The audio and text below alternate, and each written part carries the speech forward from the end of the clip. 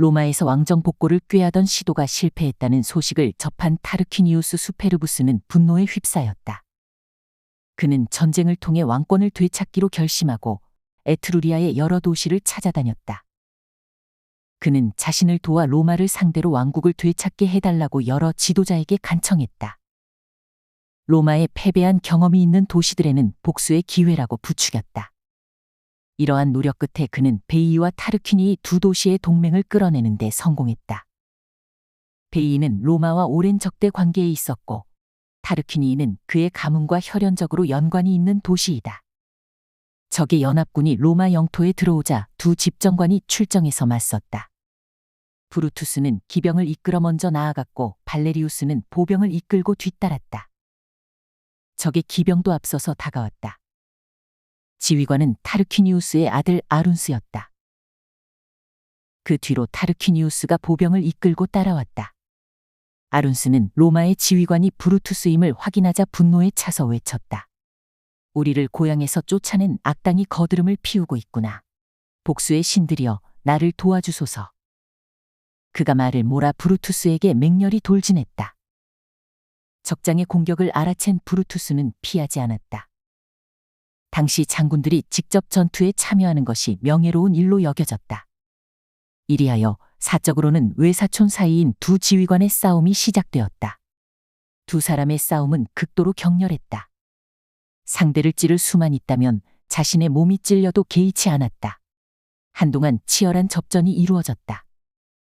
결국 두 사람 모두 창으로 상대의 방패를 관통하여 몸통을 찌르는 데 성공했다. 두 사람은 동시에 말에서 떨어져 땅에 나뒹굴었다. 이렇게 양측 지휘관이 모두 전사했다. 지휘관들의 죽음에 분노한 양쪽 기병들은 함성을 지르며 서로 돌격했다. 이어 보병부대도 도착하여 본격적인 전투가 벌어졌다.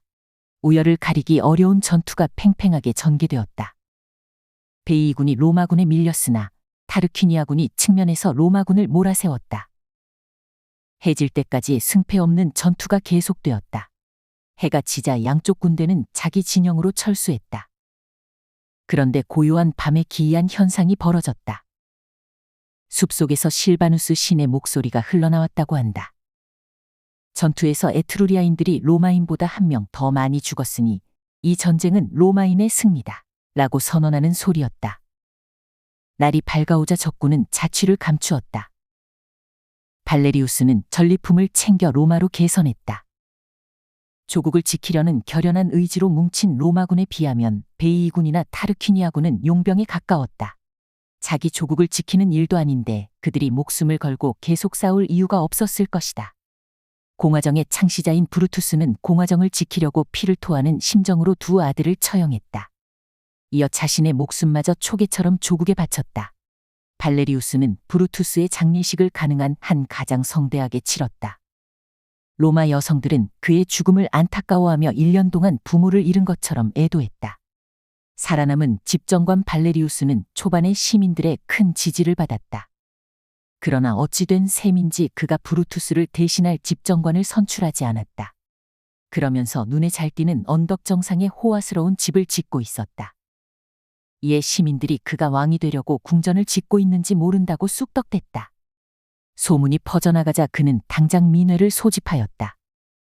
여기에서 그는 권위의 상징인 파스케스를 내려놓았다. 그제야 시민들이 의심을 풀기 시작했다. 이어 발레리우스는 언덕 위에 집 건축을 중단했다. 그는 모든 건축 자재를 언덕 아래로 옮겨서 소박한 형태의 집을 지었다. 이뿐만 아니라 발레리우스는 시민들의 환영을 받을 만한 법을 잇따라 정했다. 첫째는 국고를 재정관이 관리하도록 하는 법이다. 왕정 시대에는 왕이 국고를 관리했으며 공화정 초기에 이 권한을 집정관이 이어받았다. 그러나 발레리우스는 국고 관리를 재정관에게 맡기도록 법을 제정하여 최고 통치자조차도 국가 재정에 직접 관여하지 못하게 했다. 둘째는 항소권을 제정한 것이다. 발레리우스 이전에도 시민들에게 항소할 권리가 있었지만 제한적이었다. 발레리우스는 항소법을 제정하여 모든 시민이 집정관의 처벌, 특히 사형 선고에 대해 항소할 수 있는 권리를 법적으로 보장했다. 이로써 시민의 권리가 크게 확대되었다. 셋째는 왕위를 노리는 자의 생명과 재산은 신의 것이 된다는 법이다. 이 법은 다시는 왕정으로 돌아가지 않도록 명문화한 중요한 의의가 있었다. 그러나 왕위를 노리는 자라는 정의가 모호하여 악용될 가능성도 컸다. 이 법은 정치적 숙청의 도구로 사용되거나 정적을 제거하는 수단으로 활용될 여지가 있었다. 발레리우스는 단독 집정관으로 재임하면서 이와 같은 법들을 통과시켜 시민들로부터 환영을 받았다. 비로소 그가 왕이 되려고 한다는 의혹에서 벗어나 시민들로부터 신뢰를 얻게 되었다. 결과적으로 그는 시민들로부터 민중의 친구라는 뜻인 포플리콜라라고 하는 별명을 얻는다. 이후 그는 민회를 소집하여 새로운 동료 집정관을 선출하도록 했다. 죽은 루크레티아의 아버지인 루크레티우스가 집정관으로 선출되었으나 그는 고령으로 곧 사망한다. 그의 뒤를 이어 호라티우스가 얼마 남지 않은 임기의 집정관으로 선출되었다. 그러나 이듬해 집정관 선거에서 인기가 높은 발레리우스는 재선되었지만 호라티우스는 낙선했다. 호라티우스를 대신하여 티투스 루크레티우스가 집정관으로 선출되었다. 이 무렵 타르퀴니우스 수페르부스는 클루시움으로 도망쳐 있었다. 클루시움은 에트루리아의 중요한 도시로 당시 강성한 국력을 자랑하고 있었다. 클루시움의 왕 포르세나는 명장으로 알려진 인물로 로마에서도 유명했다. 타르퀴니우스는 포르세나를 찾아가 자신을 도와달라고 간청했다. 그가 로마에서 왕정을 복원한다면 에트루리아의 영향력을 더욱 확대할 수 있을 것으로 설명했다. 포르세나는 그 요청을 받아들여 직접 군대를 이끌고 로마를 공격하기로 했다. 베이와 타르퀴니의 연합군이 쳐들어왔을 때보다 더 큰 공포가 로마를 덮쳤다. 이에 집정관 발레리우스는 원로원을 소집해 대책회의를 열었다. 먼저 식량 부족 문제를 해결하는 방안으로 외부에서 곡식을 긴급히 사들였다. 이어서 소금 거래를 국가로 이관하도록 했다. 당시 소금은 로마 시민들의 생필품이자 중요한 자원이었다. 그동안 주로 자본력이 있는 귀족 계층이 소금의 생산과 유통을 독점했다. 발레리우스는 이를 국영으로 한 것이다. 이는 귀족들의 소금 독점을 해소하고 평민들에게는 더 공정한 가격으로 제공할 수 있게 했다. 이와 함께 부유층에게 더 많은 세금을 부과하고 가난한 시민들의 세금을 감면하는 제도를 도입했다. 특히 가난한 시민들의 경우 자녀 교육만으로도 세금을 낸 것으로 해서 경제적 부담을 많이 줄였다. 민중이 크게 환영했으며 이제 로마 사람이라면 누구도 왕정 복고를 원하지 않게 되었다. 드디어 포르세나 왕이 본격적으로 움직였다. 적이 침공해오자 로마는 긴박하게 방어 태세를 갖추고 테베레강을 중심으로 병력을 배치했다. 테베레강 서쪽에는 야니쿨룸이라는 언덕이 있는데 로마의 전략적 요충지이다. 파죽지세로 밀고 내려온 포르세나 군대는 단숨에 야니쿨룸을 기습 공격하여 점령해버렸다. 테베레강에는 목조로 지어진 술피키우스 다리가 있다. 이 다리는 강을 건너 로마로 들어가는 통로여서 전략적으로 매우 중요하다. 다리를 방어하던 시민병 중에 호라티우스 코클레스가 있었다. 그는 적의 움직임을 주시하다가 야니쿨룸이 적군에게 점령당하는 장면을 목격했다. 곧이어 에트루리아 군대가 다리를 향해 진격해 오는 것도 목격했다. 일부 동료 병사가 겁을 먹고 달아나기 시작하자 호라티우스는 그들을 붙잡으며 외쳤다. 달아난다고 끝나는 게 아니다. 이 다리를 내어준다면 로마는 끝장이다. 불을 쓰든 칼을 쓰든 어떻게든 다리를 파괴해야 한다. 내가 그동안 적을 막아보겠다. 그는 적을 막으려고 곧바로 다리 끝으로 달려갔다. 2명의 동료가 그의 용기에 감화되어 뒤따라 나섰다. 3사람은 좁은 다리의 지형적 이점을 이용해 적의 1차 공격을 효과적으로 막아냈다. 그러나 무엇보다 다리를 파괴하는 것이 현재 가장 중요한 일이었다. 호라티우스는 다리를 파괴하는 작업을 돕게 2 동료를 돌려보냈다.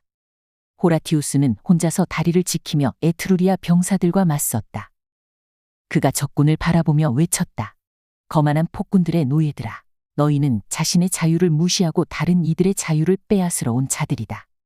그러자 에트루리아 군사들이 처음에는 서로 바라볼 뿐 감히 접근하지 못했다. 이 순간 다리 저편에 있는 호라티우스의 동료들은 다리를 파괴하는 작업에 필사적으로 매달려 있었다. 주춤거리던 에트루리아의 병사들이 곧 함성을 지르며 호라티우스에게 달려들었다. 이때 다리가 무너지는 소리와 환호성이 한꺼번에 터졌다. 동료들이 결국 다리를 파괴하는 데 성공한 것이다. 호라티우스는 무장한 채 강물에 뛰어들었다. 적병에 빗발치는 투창 세례 속에서도 그는 무사히 강을 건너 동료들에게 돌아갔다. 그가 다리를 파괴할 시간을 벌어준 것이 로마를 구한 결정적 순간이었다. 그는 로마의 영웅으로 대접을 받았다. 국가에서 그에게 많은 경작지를 주었고 그의 동상도 세웠다. 이 싸움에서 계획대로 로마를 점령하지 못하자 포르세나는 전략을 수정한다. 안녕하세요. 다음 편은 포위된 로마와 영웅들의 활약에 관한 이야기입니다. 술피키우스 다리 공방전에서 실패한 후 포르세나 왕은 로마를 봉쇄하는 전략을 쓰게 됩니다. 에트루리아 군대는 로마 성을 완전히 포위하여 로마를 고갈시키려 듭니다. 로마 성 안의 위기감이 고조되지만 발레리우스는 침착하게 대응 전략을 세웁니다. 그의 작전으로 로마가 일시적으로 승리를 거둡니다. 하지만 그래도 봉쇄는 풀리지 않습니다. 이때 가이우스 무키우스라는 젊은 귀족이 원로원을 찾아가서 작전을 제시합니다. 과연 어떤 전략일까요? 다음 편에서 뵙겠습니다. 좋아요와 구독을 부탁드리겠습니다. 항상 행복하세요. 감사합니다.